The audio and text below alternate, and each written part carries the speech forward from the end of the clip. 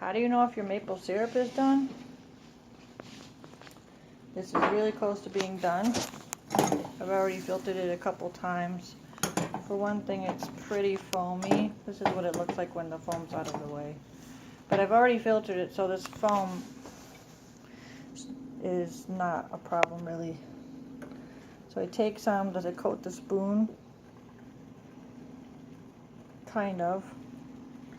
So if you're still not sure, because you don't want to overcook it, just put a drop in the plate, I'm thinking. This is my latest trick. And then try it. Does it seem sticky? Does it taste right? Tastes like maple syrup and it's pretty sticky. So I think I'm going to shut this off. I had it on a really, really low heat so it wouldn't boil over. And it's calming down. And it looks like this. And once it's turned into syrup, I don't like to try to filter it because it's just too thick to go through the cloth that I'm using. But anyway, when the maple syrup sits in your refrigerator, if it gets sediment on the bottom of the jar, I wouldn't worry about that. Just don't stir it, just let it sit at the bottom of the jar. And that's how you make your own syrup in your house. We have about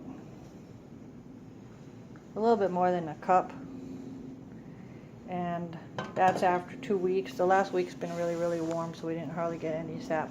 We might get a little bit more sap this year, but we basically cooked all the sap down to brown water, and then we put all the brown water together and we cooked it down to syrup just once, because you don't want to try to do a bunch of little tiny individual batches. But if you want this to be thicker, you can just cook it on low a little bit longer, but you have to watch it, because once it hits that point where it turns into carbon and burns, if you're not in the room, it's gone. It's completely killed. It's just black and smoky, and there's no saving it. It turns from syrup to sugar, candy, to black carbon really quickly. And that's all for today. Bye.